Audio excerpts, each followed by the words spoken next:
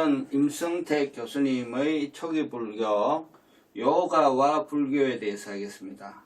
자, 오늘 이제 우리가 요가와 불교를 하는데, 이번에도 우리가 요가를 말은 많이 들어도 내용을 모르고 있기 때문에, 또 저도 뭐 요가를 이렇게 배운 적이 없기 때문에, 그래서 요가에 대해서 우선 그 오리엔테이션 차원에서 핵심적인 것을 쭉 한번 살펴보고, 그리고 교수님의 그 본문 내용을 듣겠습니다. 교수님은 칼럼 형태로 쓰시기 때문에 디테일한 것들을 많이 할 수가 없어요. 그래서 일반인들이 그냥 보기 쉽게 쓰시거든요. 그래서 그거를 일괄적으로 쭉 이렇게 파악을 하려면은 사전에 약간 써머리가 필요합니다. 자, 요가라고 하는 말은 산스크리트입니다. 산스크리트어로 요가 이렇게 씁니다. 요가. 고대 인도에서 제의적으로 연유한 힌두교의 종교적 영적 수행 방법이 요가다. 이렇게 얘기할 수 있습니다. 제의적이라는 것은 제사의식과 관련되어 있는 몸의 동작이라는 뜻입니다. 여기서 이제 출발을 했다는 것이죠. 그래서 그 요가의 말뜻은 제어한다, 즉 영어로 컨트롤한다, 합일이다, 유니온이다, 수단이다, 방편이다, 즉 means, 이런 그 등등의 의미를 가지고 있고, 요가는 또한 인도에서 발생한 여러 종교의 믿음과 수행과도 관련이 있다. 이렇게 얘기를 합니다. 그런데 현대사회에서 인도 밖에서 지금 요가라고 하는 것은 흔히 하타요가입니다. 하타요가인데 이것은 그 아사나라고 하는 수행 자세, 수행의 그 몸 자세죠. 몸 자세를 취하는 것을 위주로 하는 어떤 그 일종의 운동의 형태로서 서구에 현재 정착이 되어 있는데, 뭐 대표적인 다이어트 요가 뭐 이런 것들이 이제 여기에 해당이 됩니다. 그래서 요가의 주요 분류로는 하타 요가, 지금 이제 말씀드린 것이 이제 하타 요가입니다. 하타 요가, 그 다음에 까르마 요가, 저나나 요가, 박타 요가, 라자 요가, 이렇게 분류를 할 수 있다고 합니다. 요가의 역사는 인더스 문명, 즉 기원전 약 3000년에서 1700년, 아주 오래됐죠. 이런 고대 인더스 문명의 유적지를 발굴을 하다 보니까 여러 개의 인장들이 나왔다. 인장은 이제 도장이죠. 인장들에 이제 사람이 요가 자세를 취하고 있는 게 이제 새겨져 있다 이거죠. 그래서 이것을 역사적으로 실제 유물로서 우리가 접하게 되는 요가가 이제 이때의 유물을 가지고 얘기를 하는 거다 이거죠. 그래서 고고학자인 그레고리 포셀이라는 분은 이것을 요가의 시초가 되는 제의적인 운동의 형태다 이렇게 말을 했다고 합니다. 그래서 이제 요가의 출발점은 힌두교, 즉 옛날에 브라만교죠. 브라만교의 제사의식과 관계가 있다. 이렇게 이제 얘기를 합니다. 요가의 근본 경전은 요가 수트라, 즉 요가경입니다. 이 책은 파탄잘리라고 하는 그 위대한 요가 마스터가 기원전 2세기경에 편찬을 했다. 이렇게 지금 전해지고 있고, 이분은 요가 학파의 창시자이기도 합니다. 그래서 이 요가 수트라는 현재 전해지는 형태로 새롭게 편찬된 것은 이제 기원 후 400 내지 450년경에 다시 재편찬이 되었는데, 이때 재편찬 시에는 불교의 영향이 상당히 들어가 있다. 이렇게 얘기를 하고 있습니다. 자, 요가 학파에서는 어떤 걸 주로 내용을 하고 있냐면, 일상생활이라고 하는 것은 상대적인 동요로 가득 차 있다 이거죠. 일상생활은 안정되어 있는 것이 아니라 일상생활은 동요로 가득 차 있는데, 이것을 초월해서 절대고요, 절대고요의 신비적인 경지인 사마타의 상태가 있는데 이 경지에 가면은 절대자와의 합일이 일어난다. 이렇게 이제 가르치는 것이죠. 요가경. 그래서 요가경의 핵심이 이제 여기에 다 들어가 있는 것입니다. 그래서 우리가 일상에서 겪는 모든 동료적인 요소들을 다 깔아앉히고 삼매의 경지에 들어가는 것을 이제 목적으로 하는 것이죠. 요가 학파에서는 이와 같은 수행을 요가라고 부르고 그 수행을 행하는 사람들을 요기라고 합니다. 또는 요가 행자라고 그러죠. 그리고 그 수행을 완성한 자가 무니라고 하는데 무니는 요가의 성자를 무니라고 합니다. 그래서 지금까지 말씀드린 것처럼 요가는 크게 그냥 둘로 얘기하면 하타 요가, 라자 요가 이렇게 얘기를 많이 하는데 하타 요가는 고개와 같은 육체적인 자세 수행, 그래서 수행 플러스 운동적인 그러한 내용으로 지금 현재 보급이 되고 있고 현재의 다이어트 요가 등이 여기에 대한 대표적인 케이스다. 그리고 이 하타 요가는 라자 요가의 한 부분에 속한다 이렇게 얘기할 수 있습니다. 그래서 라자 요가에 이르는 사다리다. 그러면 라자 요가는 무엇이냐? 라자라고 하는 말뜻은 최고 중의 최고라는 뜻입니다. 즉 왕이라는 거죠. 그래서 라자 요가를 왕의 요가라고도 합니다. 이 라자 요가는 마음의 작용, 심작용의 지멸 끝낸다 이거죠. 그것을 수행하는 것이다. 즉 라자 요가는 뭐냐? 마음의 작용을 스탑하는 거예요. 이게 라자 요가입니다. 먼저 어떻게 하느냐? 한적하고 조용한 장소를 선택해서 좌정한다. 그리고 좌법에 따라서 다리를 이음이고 호흡을 가라앉게 하여서 마음의 산란을 막는다. 그래서 오관을 제어하고 오감의 유혹을 피하고 다시 나아가 마음을 집중시킨다. 그리하여 마침내 사마디, 삼매에 도달한다. 자, 어떻습니까? 초기 불교의 그 삼매 수행하고 같죠? 지금 내용이. 그렇죠.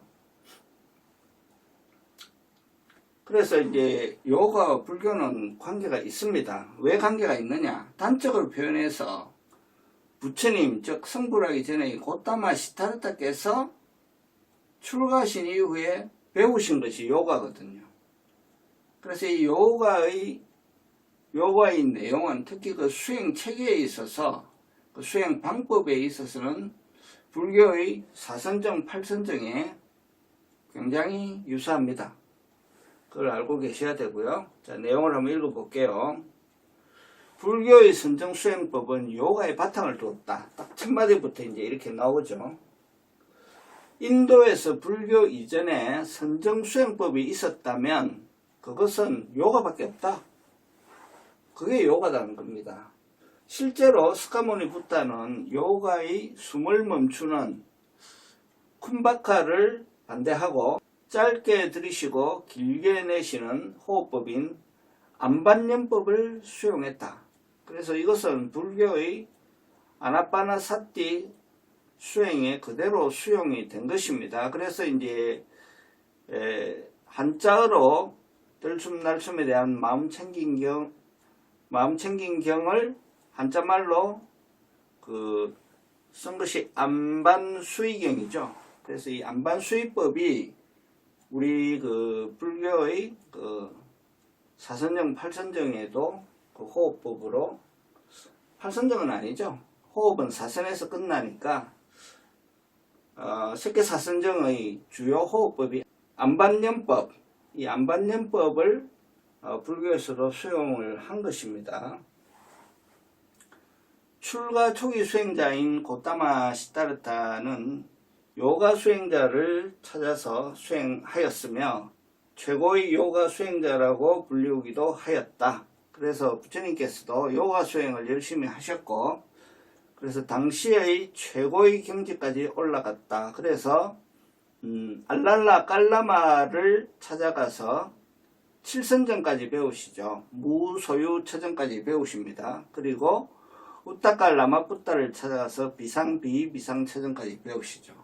그래서 불교의 경전에도 부처님의 이 요가 수행은 잘 기록이 되어 있습니다. 그래서 요가는 불교와도 상당한 관련성, 연관성을 가지고 있죠. 자, 이제 요 정도 얘기를 하고 이 본문 내용을 보시면은 본문 내용이 이해가 쉬워요. 자, 그러면 오늘의 본문 내용 24편 요가와 불교. 자, 요가란 무엇인가? 고대 인도로부터 전해져 내려오는 수행 전통을 요가라고 한다. 불교 또한 넓게 보아서 요가적 흐름의 한 갈래로 귀속시킬 수 있다. 흔히 대승불교의 유식학파를 일컬어 유가행파라고 부른다. 그런데 요 영문을 보시면은 요가까라라고 되어 있습니다. 요가까라. 그리고 여기도 요가란 말이 들어가죠. 그대로 번역하면 요가의 실천이라는 말로 번역이 됩니다.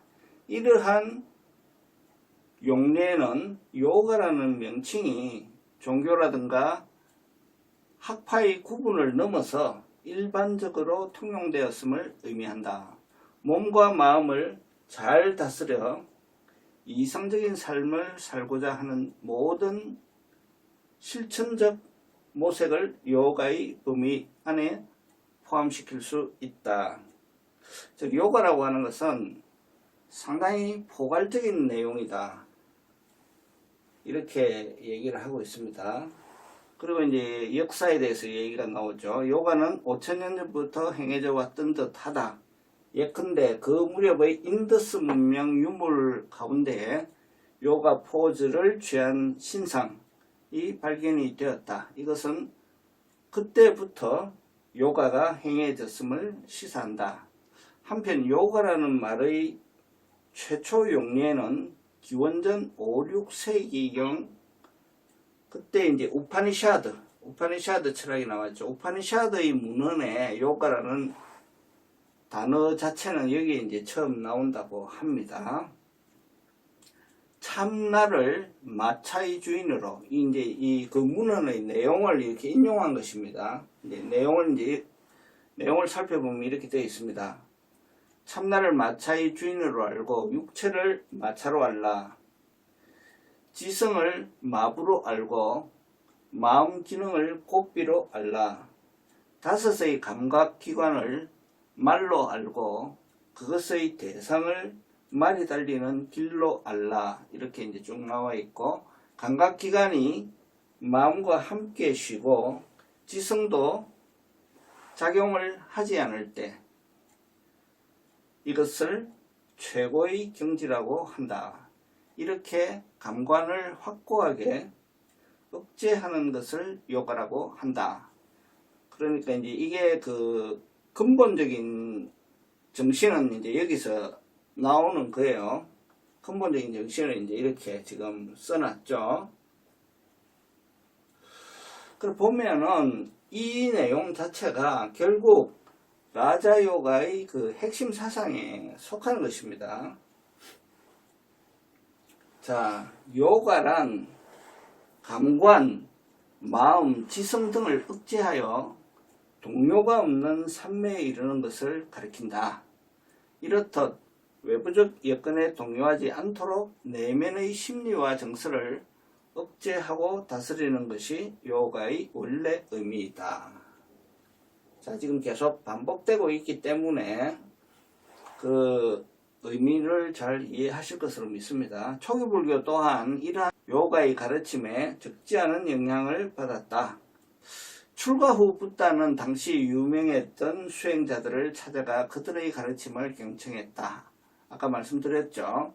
요가의 스승들은 괴로움이 발생하는 이유를 인간의 내면에서 찾았다. 또한 그것을 해소하는 방법 역시 스스로를 어떻게 다스리느냐에 있다라고 가르쳤다.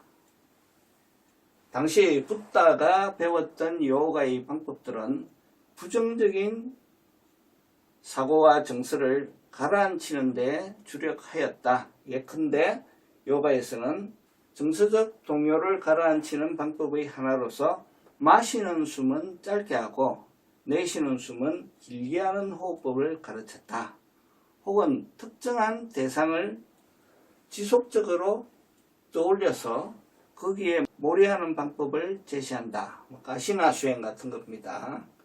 그러한 기법들은 생리적 정서적 변화를 일으켜 내면적인 평온을 가져올 수 있다. 실제로 붓다는 그러한 기법들을 짧은 시간 동안에 체득하였고 또한 그것을 전수해 준 스승들로부터도 인정을 받았다.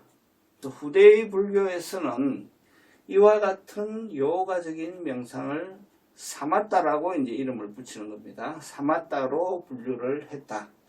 초기 불교의 사마타 수행은 그래서 색계 사선정과 무색계 사선정에서 상당히 유사하게 많이 나와 있습니다. 제가 도반 중에 한국에서 요가 마스터가 있어요.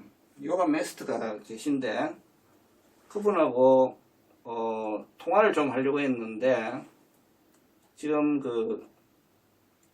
단체 수행 중이라서 통화가 잘 안 돼요. 그래서 이제 간단하게 메시지만 주고받았는데 제가 어떻게 물었냐면은 불교의 색계 사선정과 무색계 사선정이 라자 요가와 거의 같은가요? 비슷한가요? 상당히 다른가요? 이렇게 세 가지로 물었습니다. 거의 같은가요? 비슷한가요? 상당히 다른가요? 하니까 답변이 뭐라고 왔냐면은 방법만 조금 다를 뿐, 즉 강을 건너는 뗏목이 다를 뿐 거의 비슷합니다. 이렇게 답이 왔어요. 그래서 제가 거의 같은가요? 비슷한가요? 다른가요? 하니까 거의 비슷합니다. 이렇게 답이 왔어요. 그러니까 1번과 2번 사이에 있다고 답이 왔죠. 그래서 조만간 이제 이분이 수행이 끝나면 한번 저하고 상세한 통화를 한번 하겠죠. 그때 내용을 더 깊게 디스커션을 할 것입니다. 아주 무섭게 수행하시는 분이 돼서 굉장히 깊이 있게 수행을 하시는 분이기 때문에 많은 내용을 들을 수 있을 것으로 생각을 합니다. 다음에라도 혹시 특기할 만한 내용이 나오면은 다음 수업 시간에 제가 조금 말씀을 드릴게요. 자, 사람을 일컬어서 우리는 이성적인 동물이다 이렇게 부르는데 실제로는 그렇지 않다. 상당히 감정적이고 정서적인 요인들이 더 많이 사람을 좌우한다는 거죠. 그래서 특히 탐욕이나 분노 따위에 휩쓸리게 되면은 주변의 충고를 거부하고서 비합리적으로 처신하기가 일수다. 사마타는 그러한 흥분된 마음을 가라앉히는데 일시적인 처방이 될 수 있다. 근데 여기서 이제 중요한 말이 처방은 처방인데 영구적인 처방이 아니라 일시적인 처방이다. 그러나 붓다는 그렇게 해서 얻어진 고요함이 언제까지라도 지속되지 않는다는 사실을 간파하였다. 저번에 제가 사선정 정리할 때도 말씀드린 바가 있습니다. 세상에 많은 명상법이 있는데 그 명상에서 나오면은 그 고요와 평안이 깨진다 이거죠. 그것을 극복한 것이 불교의 명상이다. 붓다의 명상은 그것을 깨는 데 있었다. 이런 말씀을 드린 적이 있습니다. 한때 평온해진 마음이라고 할지라도 얼마든지 달라질 수 있다는 것을 알아차렸다. 따라서 붓다는 윗바사나로 일컬어지는 새로운 명상법을 고안하기에 이른다. 자, 이제 붓다는 사마타와 윗바사나를 결합시킵니다. 윗바사나는 무엇이냐? 윗바사나는 주관적인 바람이나 의지를 배제하고 있는 그대로를 주시하여 통찰한다는 의미이다. 이것이 윗바사나다. 윗바사나의 실천은 탐욕과 불만 따위가 발생하고 소멸하는 전체적인 메커니즘을 이해하도록 해준다. 그리하여 탐욕도 분노도 불필요하다는 것을 체득하게 하고 종국에는 있는 그대로의 진리를 수용할 수 있도록 한다.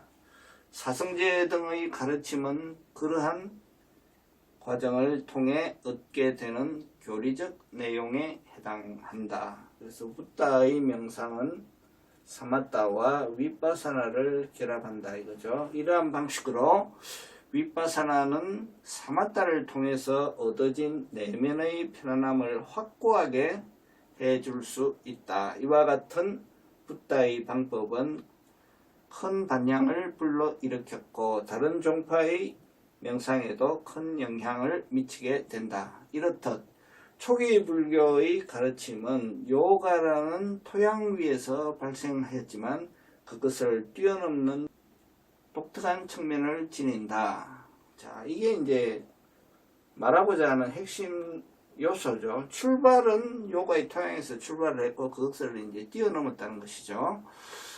실제라고 하는 것, 즉 리얼리티에 대한 통찰만이 내면을 다스리는 영속적인 처방이 될 수 있다. 그러한 인식을 요가계 전반에 확산시켰다. 즉 요가에서 출발하여 요가를 뛰어넘다. 이거는 이제 제가 한마디로 그냥 정리한 겁니다. 출발은 요가에서 했지만 결국 요가를 뛰어넘었다. 그래서 선정에서 얻어지는 고요와 평온이 그 힘으로 통찰지가 일어나는 거죠.